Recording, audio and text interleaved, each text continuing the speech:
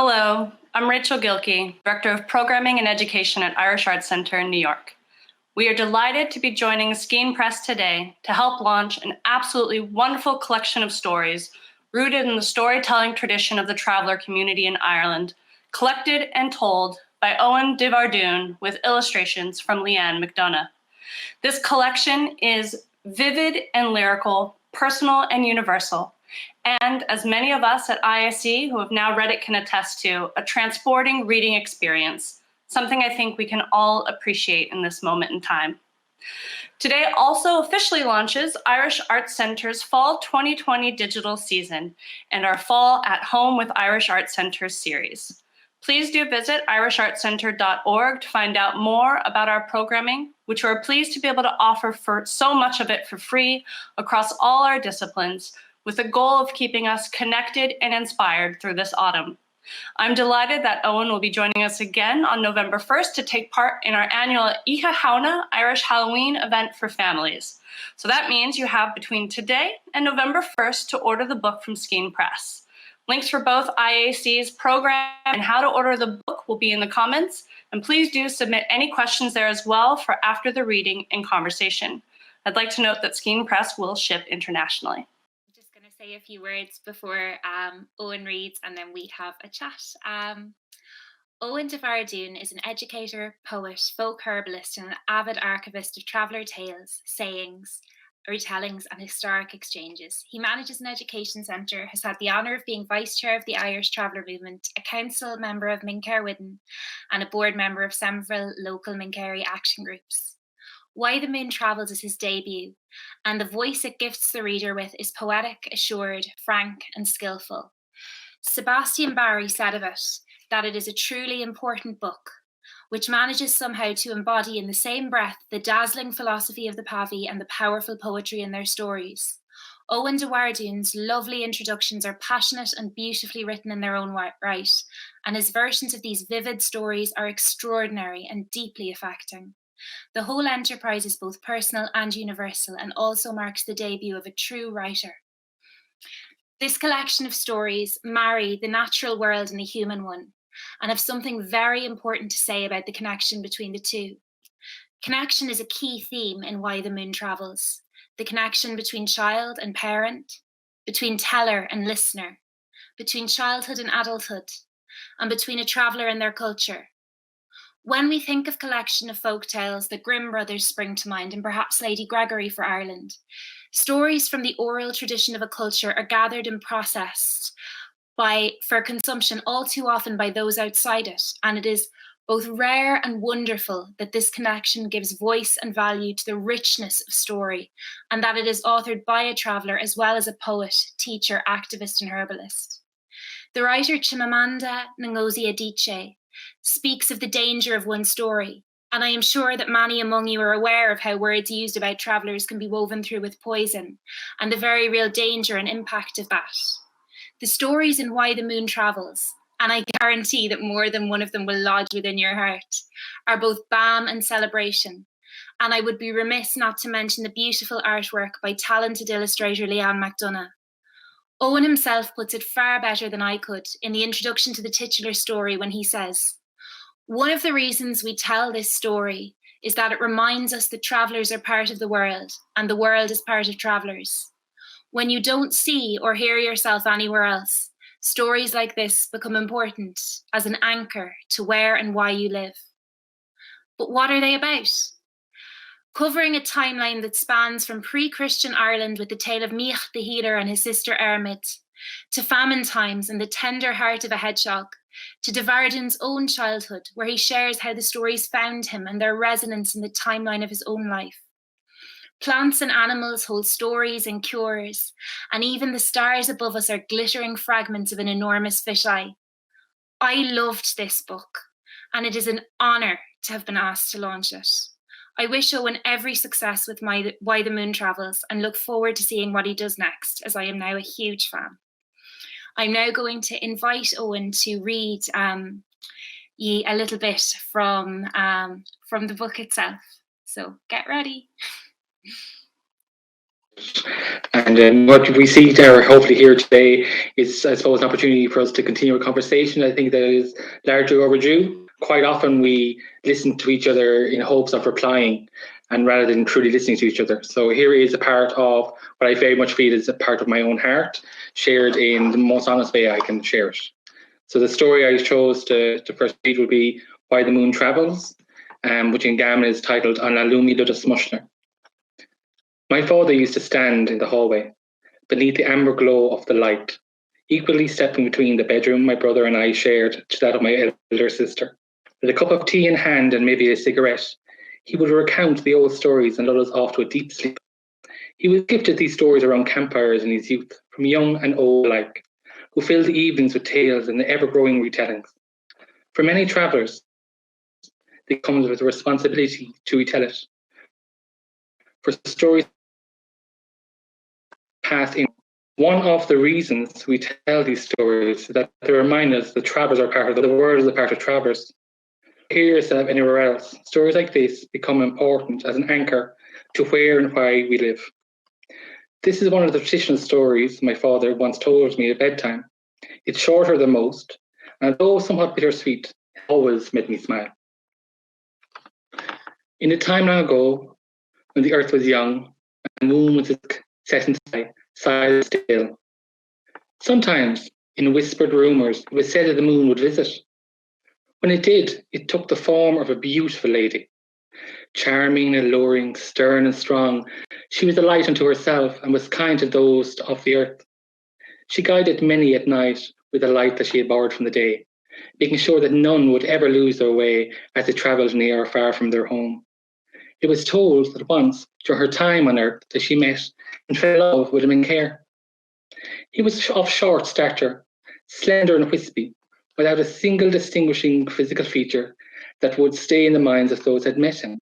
However, nevertheless, people's eyes fell in warmth at him. While he was sun or star, he had a secret, somewhat glow, expressed in unspoken words and graceful motions. One night, on his way back from town, where he had spent the day sweeping, he decided to cut through a field to get home more quickly. Although his steps were hurried, he found the moon. She hesitated, sensing that there was between them. She just slowly changing from a sphere of light to the glowing outline of a figure. He walked and turned to flee, but she started to sing a low melody with words that he didn't quite understand, but sensed them to be kind and welcoming. He turned back to her and saw her for who she was, not just the moon, but in fact, a beautiful one. She was lovely and fair, with skin like fallen snowflakes and hair like the softest of silk, light mixed with grey like clouds passing through the twilight sky. Her eyes were pale blue, soft as a falling snow. She was draped in cloths of dark twilight blue with glints of speckled starlight and backlit in soft copper tones. Their love was wild, warm and daring enough to charm even the stars from the heavens. She wore him to secrecy, though, as mortal men were not meant to have love affairs with those of eternity. And for many years she visited once a month and met with him in Kerry in the silence and wonder of the night. They would meet by a young river, the sound of the trickling water echoing the murmurs of their love. Days, months, years, but age chased him slowly, for time is halted by mortal men in the presence of eternity. While those around him succumbed to the batterings of age, the men came older at a far slower pace. He hurried through his days, eager for nightfall. He would camp without the shelter of tall trees and wait for a night without clouds, longing for the glimpse of his beloved. He would sleep with the canvas of his loben open, so he could gaze up at the sky or down at the moon's reflection in the river. In time, his want of her consumed him, and much of his joy was lost to it.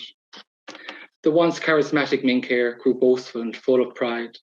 One night in a pub surrounded by friends, he told them of the beautiful lady of the moon, or was the moon, and that she had chosen him for a lover and companion. Of course, his friends did not believe him, so he decided that he would show them. The next time the moon came to the river, the Mincair hid his friends behind a holly bush, allowing them to catch a glimpse of her. Now the moon, in her ageless wisdom and always knowing his eyes were upon her, understood that he had lied, and she discovered his friends. She was so shocked and bereft by his betrayal that she returned away from her lover and from his mortal embrace. She went back to the sky and hid herself in the darkness of the great nothing. The heartbroken Mincair called to the sky, but the moon, she did not answer. She loved him and knew that he, despite the wrong, loved her. But for now that their passion was known, they could never be together. Since then, the moon is no longer settled upon the heavens, but crowds tentatively each night and searches the earth for someone to love, as much as they would love her. Each time she is disappointed and sorrowfully turns her face away. She returns to rest in the solitude of the grave. The sharpness of her very own grief is again blurred and blunted by the deep well of strength that lies within her. And again, she grey gazes, hopefully, upon the earth. Since that night, and every night since, the moon herself travels the sky. And among other things, this story reminds me of the fragility of trust and the innate desire to love in all things and all people. Thank you. That was beautiful. Thank you so much, Owen. So one of the things that I have been wondering about your book, it's your debut collection, and I'm just very interested in the story of how it came about. Drawers and presses and into the back of our rucksacks. And at one stage I had a blog that I kept, and I'd heard about Skein Press from people about how they had started to make waves into kind of, I suppose, the unexplored authors. So I sought them out. And one of the things that was very important to me is that I think that when writers meet someone who's going to publish, that it's not just a project, that it has to be a relationship. So I wrote them, I sent them some, we met. I wouldn't consider it an interrogation, but they certainly listened to me until I puzzled out all these things and ideas and thoughts and concerns that I had. And they enjoyed the work, they enjoyed the vision of it, and thankfully they commissioned me. And the rest of the process was really about sitting down, listening to the stories. Like I got a dictaphone, I spoke them out, I let see the question in me. I just moved and tried something else. And then you went to go to family and friends going, is this reflective of the story, the essence of a story? Because all stories that need to be retold, otherwise they become the story. And these stories at times can be such a toxic thing because it locks something that's so beautiful and wants to blossom its own way into a set form. And that is such a fragile way to hold a story, because it takes all the beauty and the colour from it and just makes it this kind of facade of what it could really be, which is part of our own hearts in motion. One of the things that I loved about your reading, actually, because I had the book open and I was reading along with your voice, is that like exactly like that, the nuances did like of the language altered slightly, just every word choice or whatever, and it really drew me in, and it reminded me of the oral tradition and that stories should be a living, breathing thing. Family and the deep and lasting impact that stories shared as an act of love can have in the life of a child is something that resonated very deeply with me as I read Why the Moon Travels. And I was wondering if you could speak a little bit about how your relationship with these stories changed as you grew. Did you hear them differently at different points in your life? Oh, most certainly. Like one of the stories that, until I came to inscribing it, although I had listened to it several times and heard people say it and recant it since I was a child, was the story of where spiders came from. And as a child, I thought it was just an origin story of where spiders came from. And when I was exploring it and talking to people and listening to it and letting it just kind of mingle its way, its little crawly hands and fingers around my mind, I realised that it is at the same time an origin story of spiders, but also that unexplored and unhonoured work and labour of women, and how that can be very much overlooked and diminished, and people can have an aversion to it, and people can kind of dismiss it quite easily. And although it's highly crafted, it comes with such care. And as I that was in itself, that when I was listening to that story time and time again, just in order to I suppose, sieve out parts of it, I realised that it is both the spiders and our relationship with women, and how the community preserves that as a collective, not just travellers. And that really shifted for me. And the idea that stories are always allowed just to be stories. But if we listen enough, they come with such power. They can really open us up to both injustices, lesser known and heard voices, but also the day-to-day reality of ever hear or see. Like most people want the great voyage and the great drama, and sometimes the real poetry is found in day-to-day life and those chimes and rhythms that we don't always pick up on. Absolutely. And, you know, kind of in a way, it's very appropriate that we're all here in our homes as this collection launches near our hearts. In the introduction, Owen, you speak of 3 aspects that characterize the stories of the Irish traveller community. Would you like to tell us a little bit about the storytelling tradition that you grew up with? Storytelling was very innately just a part. I was quite surprised growing up, I suppose, to what I assume is maturity, that many of people didn't have that aspect within their lives. And I thought maybe the introduction of television, or maybe the families moved setting, but I think that it was a way of connecting both to our heritage, maintaining the wisdom and voice that people come behind us. Because I do truly believe that when we do inherit a story, it does come with a responsibility to pass it on. Because every story comes with a bias, an opinion, a joy, a loss, a misconception, hope. And when we don't pass that on, we've silenced voices of people behind us who may no longer be with us. So it is another way to make sure that our loved ones, the people that were a part of us, continue. But also at the same time, the stories, regardless of how fanciful they are or how unusual, absurd they are, they're always told with a sense of truth. It's almost, this is actually what happened. So with the understanding that all things are always possible. All things are always possible. And naming the origin of a story, the putting into context and framing of where it met you is very important, because hearing a ghost story beside a deep dark woods is going to be so very different than hearing a lost lover story beside a deep river. It really sets in a different tone, and it shows the people we're sharing the story with how that came to us, and it honours the story and also honours how the story can change and grow over time. And those 3 aspects of the retelling, the origin of it, putting a place in context, and the sense that it's always told as truthful, really hinges on the part of allowing people the freedom to retell their own stories. And I am from a family of storytellers. My father would be a very well-known storyteller within the community. He'd be a poet. My grandmother was a storyteller. And then you realise that most people are storytellers. They just tell stories in different ways. Some people tell stories through little words and gossip and rumours of other people. Other people tell stories through artwork. Other people tell stories through like the movement of their body or their gardens, how they sculpt or something. And it's all about going, how do we actually listen to that and feel that and experience it in different ways? And for my own family and from the Irish traveller perspective, a lot of it is auditory. And it's not just the idea of the story, it's really a way of preserving information and sharing it. But also enjoyment and fun, and the idea that the world can sometimes be very heavy, and these things can give us wings. Yeah, they absolutely can. And I really love what you said about inheriting stories and passing them on, and the kind of what layers we discover as we grow, and also what layers our own voices can add. And the decision to include the introductions that kind of honour, say, for example, your father and your grandmother and their voices to the stories was a powerful one. And the combination of story and memory added to the impact of the stories within the collection. Was it always your intention to combine memoir with folklore in Why the Moon Travels?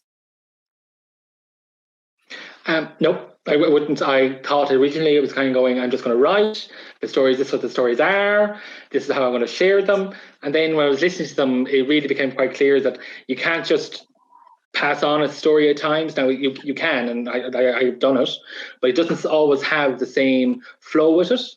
Part of the reason that there is some memoirs is that one of the challenges I find that comes up in life quite regularly is that people don't know anything about travellers.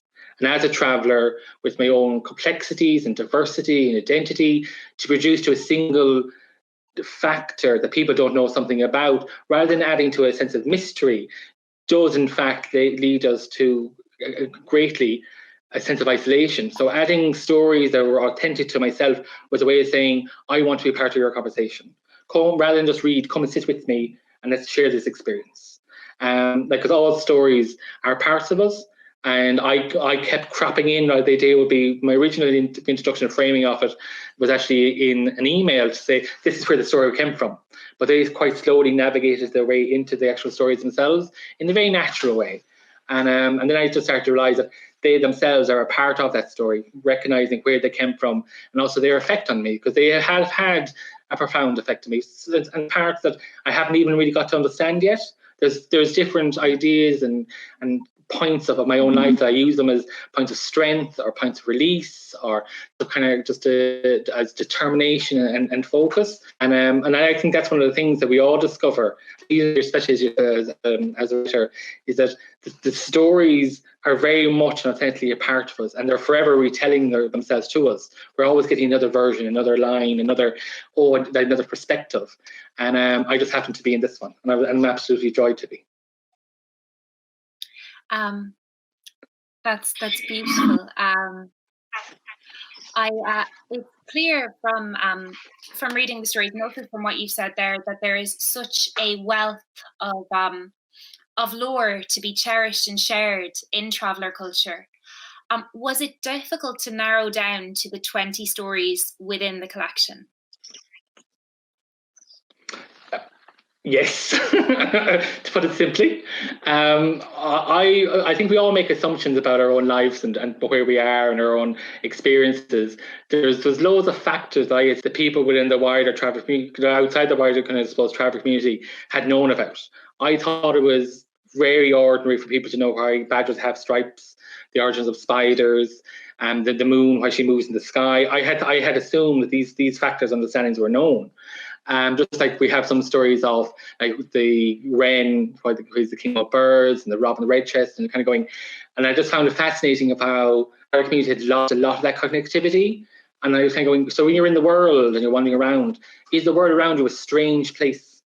And I was quite blessed with the understanding that everything had a history, everything had a reason, everything had a story, regardless of how old or new it was, that everything had a place around us. And when things around us have places, we have places. I think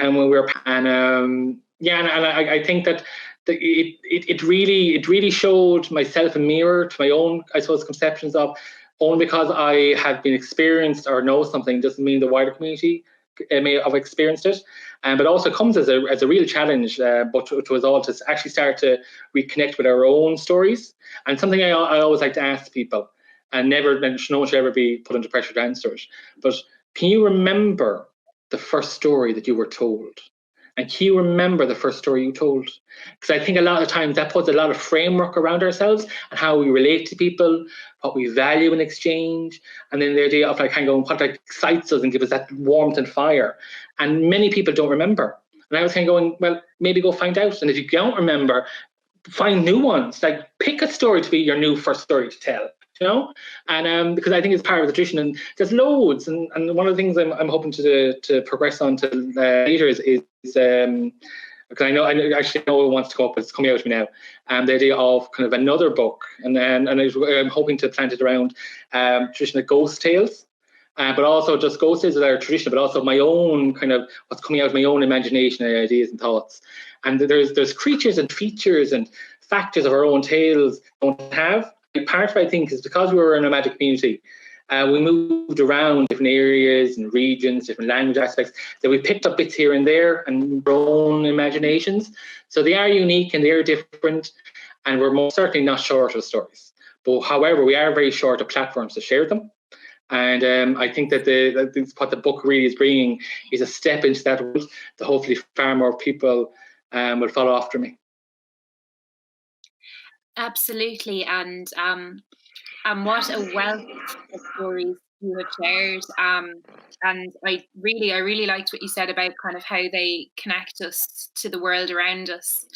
And I think that like when you have a story about the world that you do connect to deeply, like you will look at a badger differently, you will look at a hedgehog differently, you will feel the kind of the tenderness and the emotion that you felt reading and experiencing the story kind of as you navigate the world. And that's such a gift to have given the reader, Owen. I was going to ask you about the use of Gammon, which added greatly to the stories. Apart from Why the Moon Travels, and possibly the book Can't Lose Can't, a collaboration between traveller children, settled children, and an artist, Orlikenian linguist Marion Brown, which was supported by the Kildare Library Service. I can't really think of another place that I've encountered it written down. Can you speak about your relationship to Gammon and about how you decided what to include and how much? I'd have a very personal connection with Gammon. I think it's one of our most beautiful inheritances, but also as a point of resistance. I think one way to really reduce a community is to take the voice from them. And the more we use our language, the more we connect to who we are. How they came out in the stories, that it came out very naturally, is that when I was recording them, I really wanted to share them myself to the younger me again, and not to be editing them for like a settled audience or people who wouldn't understand me. So there are nuances in it that who don't get some of the cultural factors won't pick up on. An example would be a couple of weeks ago, there was a reading done by the wonderful actor Michael Collins, and he picked up stuff in the stories that people from the wider community wouldn't have picked up and nuanced because it's not explained. But from a traveller point of view and some of the kind of cultural aspects, he knew exactly what I was hinting at. And there's that kind of like a level kind of as a part of it. But being a part of the language and having it there, allowing it to come through very naturally was very important to me. Same as the way of, because it's unscripted language, bringing together within the community to say, it's a language, it's diverse, it's evolving, it's supposed to evolve, it's supposed to change, it's supposed to grow. But let's take a moment, not just to not to capture it, but just to get a wisp of it and make sure that it's a part of the tale. And there's regional, I suppose, dialect that is being used, and that was with consultation with people. But at the same time, I hope that it's open enough that people will understand it and readers may not always understand it, but will still be able to pick up on some of the story. Because one of the things I really want to do is I didn't want to edit for an audience. I wanted to share something that I found useful. And keeping that line and keeping that relaxed openness, I think, really helped me. Because these are traverse stories, and I wanted to tell them as traverse would tell them. Like we rather than saying money, we often say grade. Car, we say lork. Sibling for young boy. And rather than saying boy, and stopping myself, kind of going, just let it flow and just let the story be the story, because that's what I always wanted to be. Wanted to find its own voice. No, absolutely, and I think that I think your instincts there were fantastic. To avoid, I suppose, taking something so important and so intrinsic to the stories out in order to make it palatable would have been like, I think it adds so much. Like, as someone who felt that listening to and experiencing Gammon within the stories was sort of the gift of an unheard voice, or a voice that not many people outside the traveller community get to hear. And I suppose for traveller readers, it's even more of a gift because they get to see themselves woven through, which, as you've said, those platforms are all too rare. And to come back to voice, your own voice is poetic, and there is a rhythm and a beauty to the imagery in Why the Moon Travels that sings to the reader. As a poet, can you tell us a little bit about how your poetry informed your prose, and of the challenges, if any, of moving from one medium to another? That's actually a really interesting question. I didn't really experience it as a challenge. I really sensed it as an invitation. The idea of poetry is us sitting with ourselves to I suppose to take a glimpse of what our heart wants to say and a way to share it. The writing of the book was similar to that. It was really about how the words would come out, and there was times like I'd sit with Brian and Fanula, and they're going, what's the word for that? Or you can go, no, it's not that word, it's coming to me, no, and we'll come back to it. It was the way that it formed itself. And I think that stories like this are always reforming ourselves deeper in us and behind us, and they're just waiting for that opportunity and that chance to rise. And I do believe that all people are poets. All people are absolute poets that don't even realize it. And again, like, it's just people create in different ways, and sometimes we hear them, sometimes we don't. And I think for myself, I just having the opportunity to have that space to have the permission to fail horrendously if I wanted to or happened to, and just to say, like, one of the things I kept going back to myself, going, it's just so Irish. It's like a cup of tea. It's just a cup of tea. Some people like dark tea. Some people like really milky tea. Some people like it sweet. But what kind of cup of tea do I want? You know? So I decided to go off and just kind of craft my own cup of tea. And this is the way it formed itself. And I think it formed itself in a very natural, very, like, without much pain or hardship in me, because I just like the idea of just let it flow, and regardless of what seeds you plant, just trust that something beautiful is going to grow from it. And I think regarding the book, that it's something I'm incredibly proud of. And I do think the things I've done, it is something that I most certainly find beautiful. Yeah, well, it is beautiful, and I loved that cup of tea analogy, because there is nothing like a good cup of tea, and the comfort and the warmth in the stories is kind of, it evokes a similar feeling. And with regards to kind of, I suppose, poetry and the fact that these stories come from the oral tradition, that is, you know, the similarities are there. I know, like, when I read a poetry collection that I deeply love, I feel the urge to read the poems aloud, and I experience that kind of similarly with Why the Moon Travels. They kind of ask to be voiced. I was wondering, to kind of segue into a different area, the plant world is something that you care deeply about, and many origin stories and medicinal uses of plants are woven through Why the Moon Travels, and that was extremely interesting to me. And I was wondering, as a storyteller and a gatherer of folklore and information, do you have a favourite bit of plant lore? Well, I do and I don't. I have probably would be my strongest memory.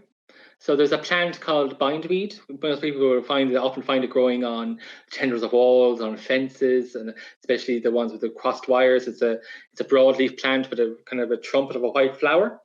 And when we were children, we were told that this is how the Greerogs, the fairies, would talk to each other, almost like telephones. They would whisper into them, and it would carry through the thread of the vine to another area. And it absolutely captivated my imagination. And when we were quite young, there was many that it would encroach on the grounds of my mother's garden. She was incredibly protective of her garden, but she'd always had a few of the flowers, like, blossom through with children and whisper secrets to the Greerogs. That is something that's always captured my heart.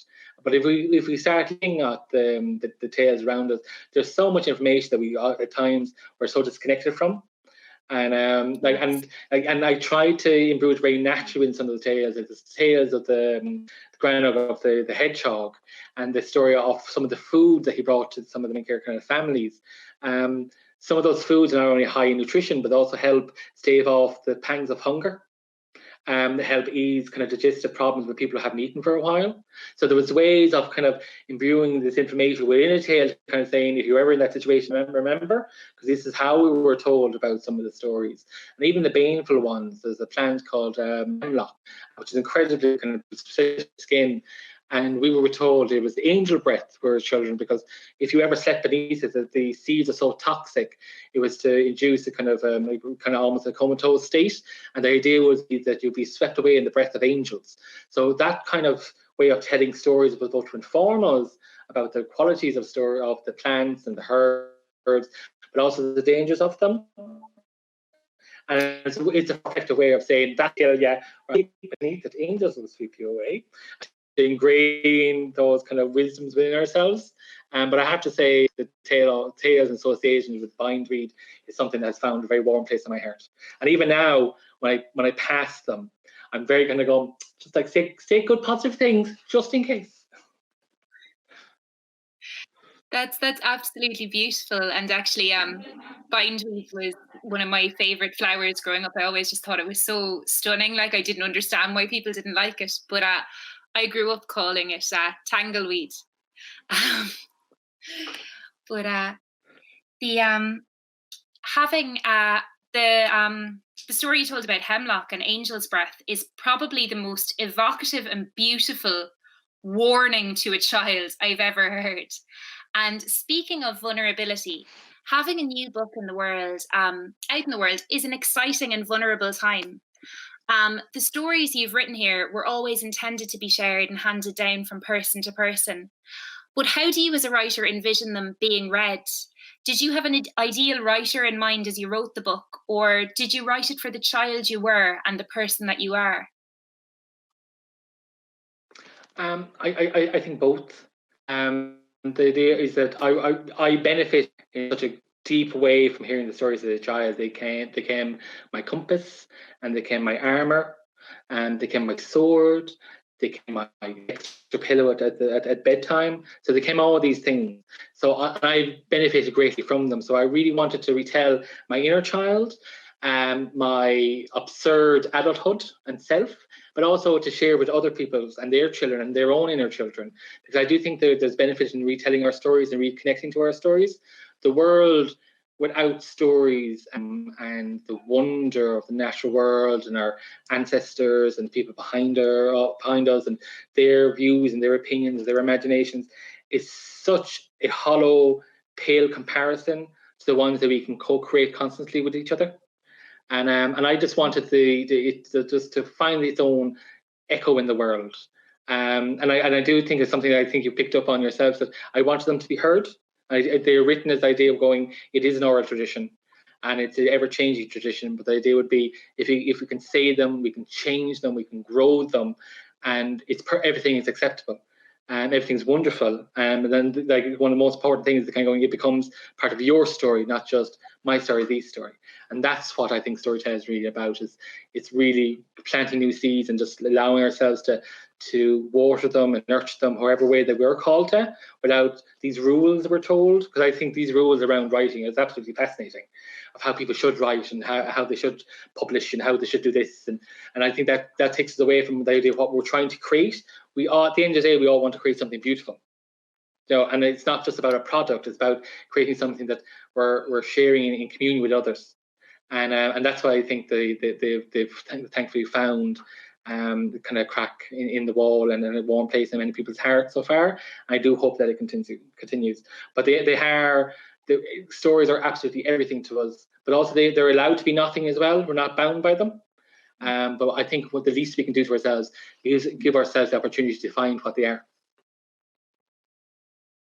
No, absolutely. And kind of it ties in a little to what you were saying about truth earlier, because they have the ring of truth, and that kind of makes you wonder, and delight in them all the more. Speaking of delight, one of the beautiful things about this book is the phenomenal illustrations by artist Leanne McDonagh. And I'm just wondering, what was the process of sourcing and working with her like? Oh, it was very easy. I met Leanne possibly 7-8 years ago. And at the end of our conversation, she said to me, "For the love of God, will you just write a book?" And I did, and now she might be sorry. But and a part of that whole process was that I wanted it to be like illustrated, and I wanted to be illustrated by a travel artist. But I also wanted her to have the freedom to illustrate it. So when she received the stories, like we got to see them, I got to look, got really excited about them. But her artwork is her retelling of the stories in pictorial form. So it wasn't kind of going, the giant used to look like this, magpie needs to be with the head turned here. It was very much going to feel the stories and you retell them in the way that you tell them. And she incredibly, very pleasant to work with, very easy going to work with, very, very professional, like all that kind of thing, but also excited by them as well, because she was reconnecting to some of her own stories and some of the stories that are behind her, and different stories I had never thought about before.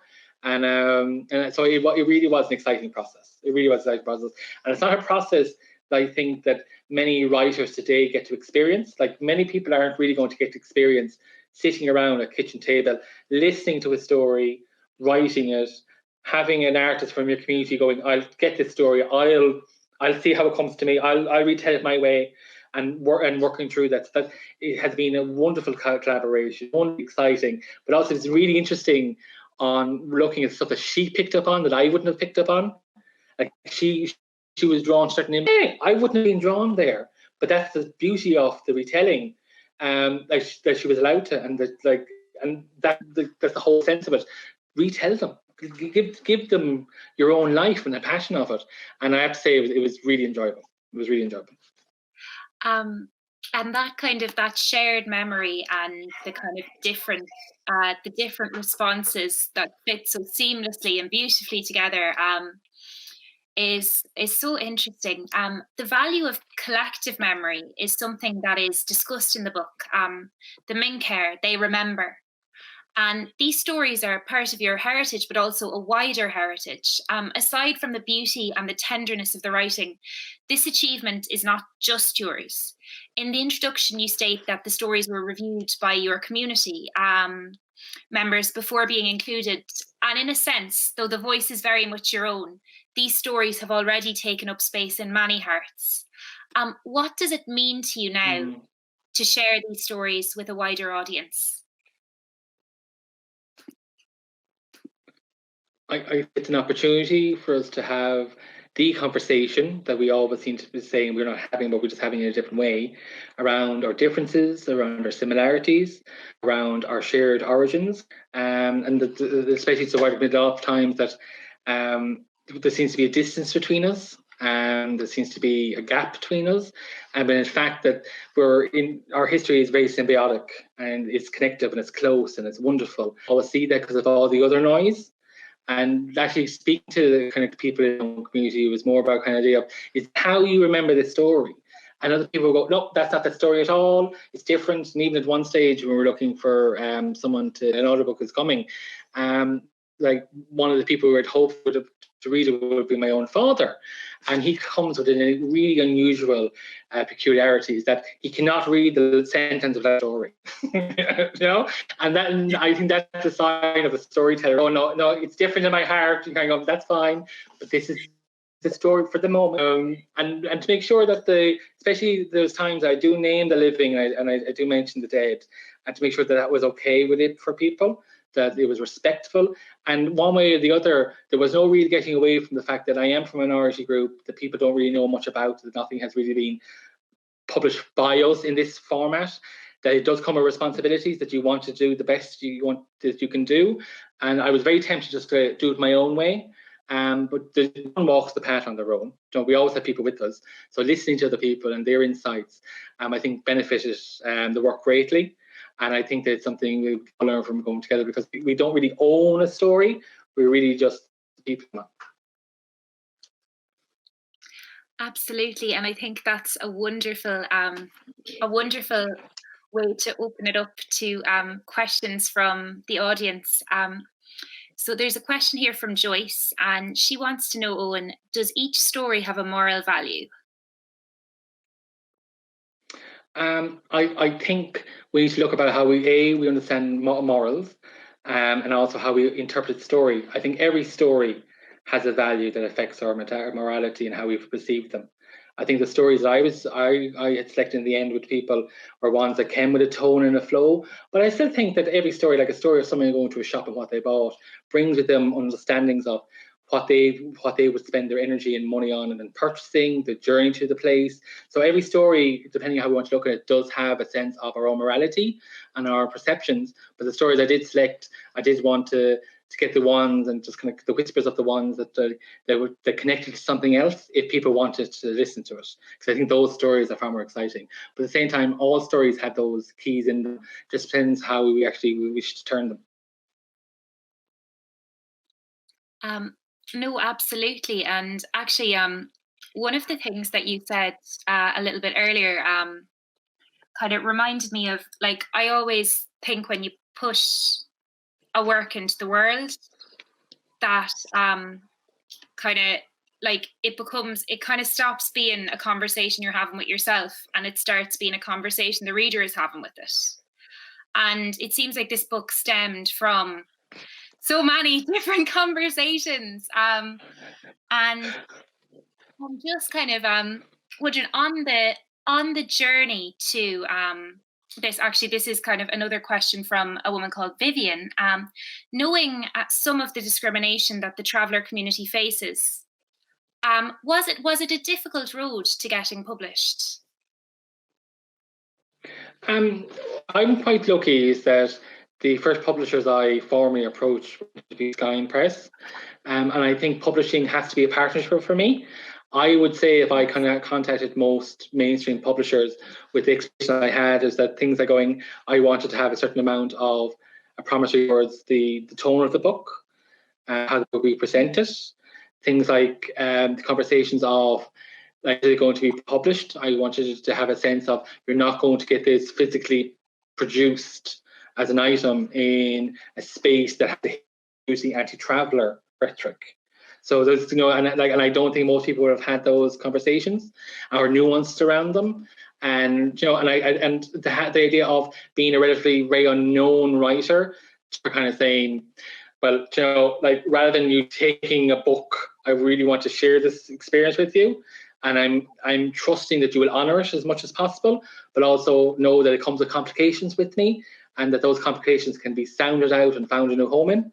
And I don't think that most publishers envision being open to that, probably wouldn't have been to the same degree, because of their own deadlines, their complexities, and also the distance from the community at times. And because again, I don't know many people from the public background that would you'd end up in their houses, and if they'd been in your home on the kitchen table, kind of going, coming.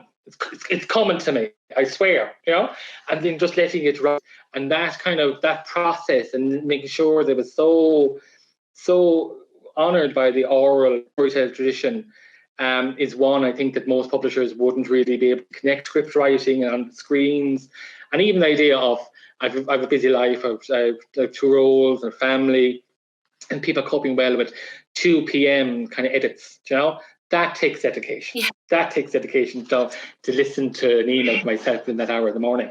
And I'm glad I didn't experience it, but at the same time, I did put the effort into auditioning my publishers.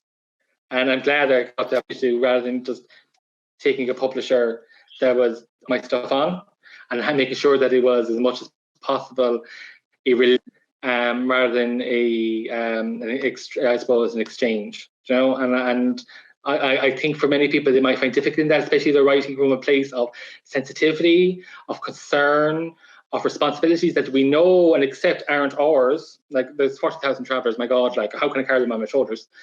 But the world implies you are connected, that you are responsible, and one way or the other, you are a reflection of this entire diverse community. So to navigate those spaces can be difficult. So I was absolutely blessed. And it was something that I'd hoped other people can find themselves, because I think I've absolutely found myself my 40th clover in finding Grania and Fionnuala. As I said in the book, if patients get to a place in heaven, they have fine beds. Oh, they are some women. They're fantastic. I was kind of stuck there. I was thinking about kind of how, like, with the lack of traveller kind of folklore and literature being presented in the world for consumption, like outside of the traveller community, that like it would be easy for kind of like me to assume that you would feel that your voice wasn't valued, but actually, because of the preciousness and the importance of story within the community, that they were kind of like, that value was there, and that belief that they were kind of extremely important and extremely worth sharing must have kind of been a driving force. We have a question from Damien, and he's asking what your hopes are for this book from your own community and also from others. Well, first off, is that what coincided with the writing of this is that I was working with Senator Colette Kelleher within her office, and we were championing a bill called the Education Bill, the Traveller Culture and History in Education, which has now been absolutely taken up by Senator Eileen Flynn, who's incredibly passionate about it and really going to drive it.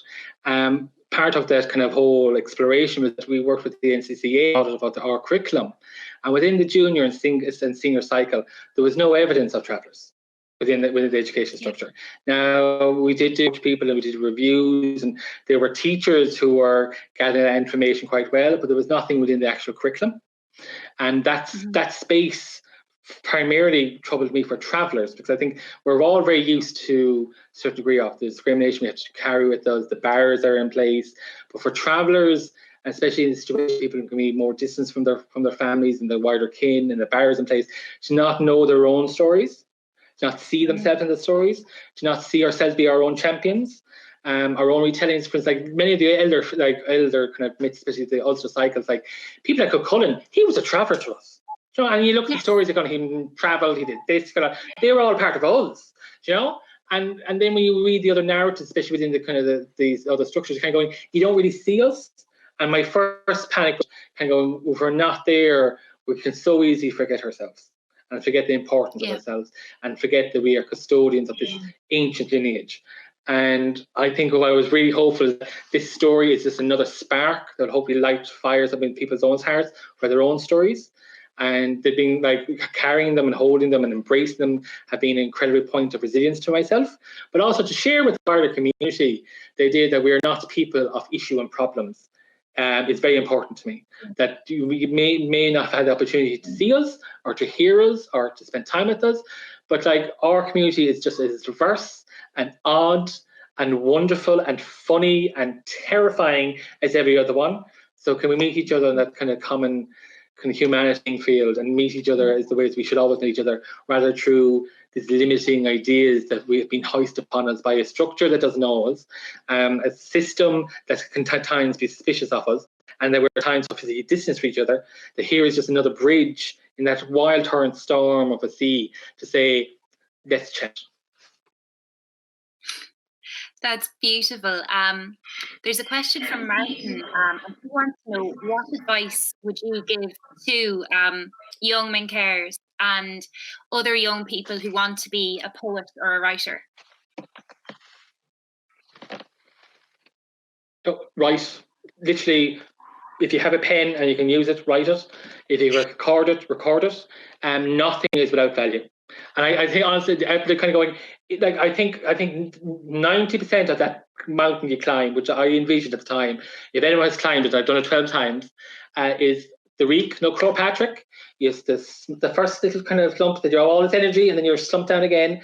Then you have the big climb. At the very top, you have all those wrinkly stones, which is the editing, right? Which is I think we all find unusual. But for the whole thing is like, just let it flow, just write. No one has to read it. No one has to look at it. No one has to judge it. It's just yours. You know, create something. If you find it beautiful, share it. If you don't, think about what you can do with it. But the main thing is just make it happen. And how I made mine happen was in these moments of like the stolen hours between between jobs, or early in the morning, or on the bus when we could get in the evening on the way home, and just when you can and you're inspired to do it. And most of all, like, don't be horrendous to yourself. What you're really doing is you're taking part of your own heart and how they fit together. And that can take time, it can take patience. Most of all, it takes kindness to ourselves. It's like the worst thing that we can ever do is not give ourselves the opportunity. If you believe yourself to be a poet, you are a poet. If you believe yourself to be a writer, you are a writer. It doesn't need the external reference of the world to find you as you are. And the most thing is that if you're called to produce and create and share and celebrate something, just do it. You know, these rules aren't rules at all. They're just expectations we put on ourselves, and the world is put on us. Yes. And we can most certainly overcome them by saying, I'm doing it my very own way. That is brilliant. And I think we have a really, really good last question, because it is from Leanne. And she wants to know, Owen, when are you writing your next book? Well, Leanne, as you ask, I've started that process. At the moment, it's tenderly called the Twee Woman, which is one of the, I suppose, creatures from our own folklore around ghost stories. And just like the first one, I'm going to allow it to create itself, and allow myself the freedom as well to create my own stories with my own imagination. But I'm sure I'll be quite inspired by the tales and stories that have come with me. But that process has started, and I think, like many things, that once they are in motion, we get swept away with them.